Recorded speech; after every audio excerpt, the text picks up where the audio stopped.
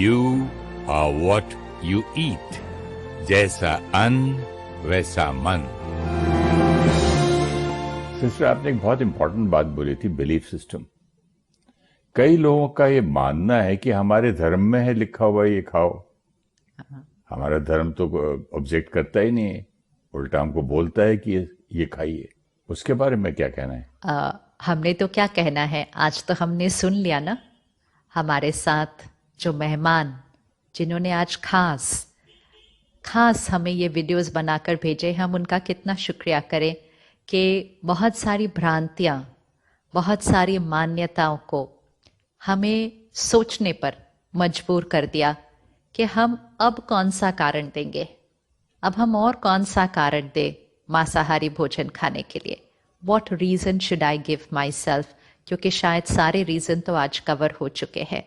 Religion धर्म है, धर्म, और हर धर्म हम सबको क्या सिखाता है? धर्म आत्मा का धर्म है। The quality, the duty of the soul.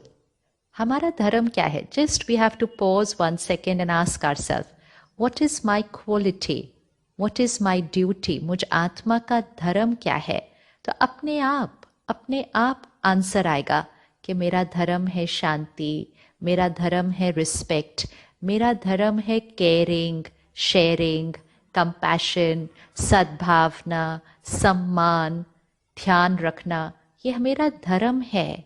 और इसीलिए हर धर्म ने भी यही वैल्यूज़ हमें सिखाई है। तो एक्चुअली रिलीजन हमें कैसे सिखा सकता है? रिलीजन हमें कैसे सिखा सकता है कि हम तामसिक आहार लें, मांसाहारी खाना खाएं? वो तो हो ही नहीं सकता है।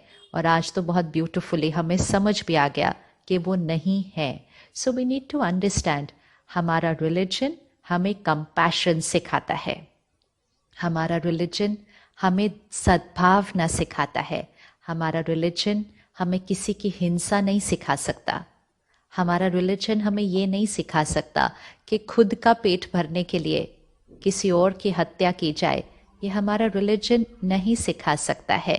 हमें अपने बिलीफ सिस्टम्स को दोबारा चेक करने की ज़रूरत है, उसको स्टडी करने की ज़रूरत है, उसको समझने की ज़रूरत है, अपने बड़ों से पूछने की ज़रूरत है, अपने रिलीजियस हेड से पूछने की ज़रूरत है, ताकि हमें सही बात अच्छे से समझ में आ जाए।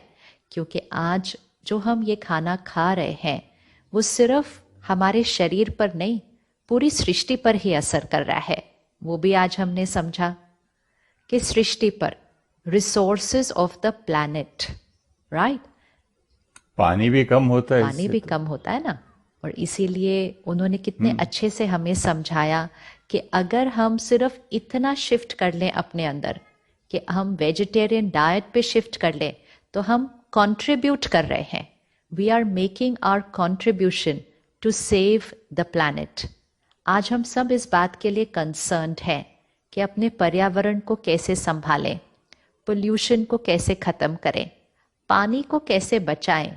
और जिन लोगों को खाना खाने को ही नहीं मिलता है, वो देखकर हमें कितना दर्द होता है। मैल न्यूट्रिशन कितना ज़्यादा है देश में और कई और देशों में। कुछ लोगों को एक बार सारा दिन में खाना खाने को नहीं मिल रहा, बच्चों को खाना खाने को नहीं मिल रहा। तो हमारे पास खाने की, अनाज की कमी क्यों है? आज हमें बहुत क्लियरली समझ में आ गया। एनिमल फार्मिंग मतलब पूरी जगह जो सिर्फ इन पशुओं को पालने में, संभालने में, ताकि कल ये किसी का खाना बनेंगे। अब ये इतना बड़ा बिजनेस हो चुका है क्योंकि इतनी बड़ी परसेंटेज चाहिए हम सब के इस टेस्ट को पूरा करने के लिए। तो इसीलिए उन्होंने बहुत प्यार से हमें समझाया कि कितना पानी उसके लिए यूज़ हो रहा है, कितना अनाज उसके लिए यूज़ हो रहा है, धरती का कितना हिस्सा उसके लिए यूज़ हो रहा है। ये सब कुछ हम बचा सकते हैं अगर हम अपनी डाइट को शिफ्ट करते हैं।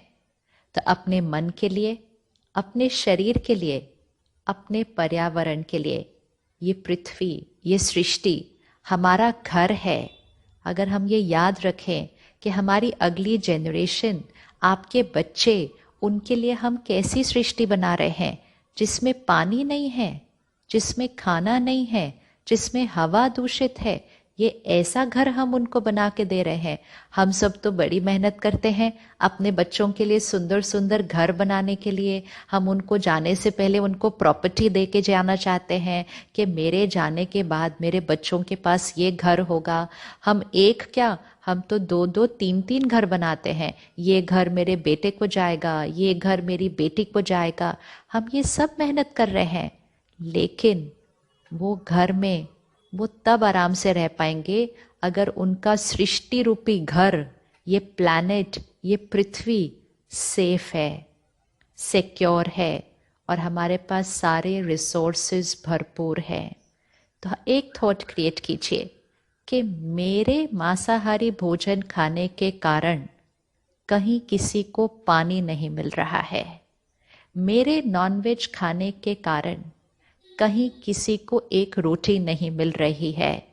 I am over consuming the resources of the planet. मैं सृष्टि की इन चीजों को ओवर कंज्यूम कर रही हूं। Is this fair? Is this तो ये फेयर? रिस्पॉन्सिबिलिटी लेनी पड़ेगी, जिम्मेवारी तो लेनी पड़ेगी ना। या हमें अपनी रिस्पॉन्सिबिलिटी लेनी पड़ेगी ना। यस, ये भी तो कर्म तो बन रहा है ना। अगर हम ये चेक करें कि ये भी तो हमारा कर्म बन रहा है। हम हर चीज जो कर रहे हैं वो हमारा कर्म है और हर कर्म का एक कॉन्सिक्वेंस है। अगर इट्स लाइक टू पीपल, दो लोग हैं घर के अंदर, एक को ज्यादा खाने को मिल रहा है और दूसरे को खाने को ही नहीं मिल रहा है। How fair is that? ये कौन सा कर्म हुआ फिर? तो बराबर बराबर बराबर सब खाते हैं ना। Not fair at all. तो अगर हम सिर्फ विजुअलाइज करें, अगर सारे शिफ्ट हो जाए वेजिटेरियन की तरफ, सारे शिफ्ट हो जाए और एनिमल फार्मिंग ये पूरी तरह से बंद हो जाए, खत्म हो जाए पूरी तरह से, तो फिर हम ऐसी स्टेज पर आ सकते हैं जहां सबको पानी मिल सकता है, सबको खाना मिल सकता है। अब हम सोचेंगे वो मेरे एक से करने से थोड़ी होगा, एक एक के करने से तो होता है। Each one makes a difference. So let's take personal responsibility today कि to take care of my planet, अपनी इस पृथ्वी रूपी दुनिया का ध्यान रखने के लिए और अपने आगे बच्चों को और अगली जनरेशन को एक सुंदर सृष्टि देने के लिए I will now shift to a healthy vegetarian diet. मैं स्वस्थ रहने के लिए और सृष्टि को स्वस्थ रखने के लिए सात्विक भोजन, शाकाहारी भोजन का प्रयोग करना शुरू करूं।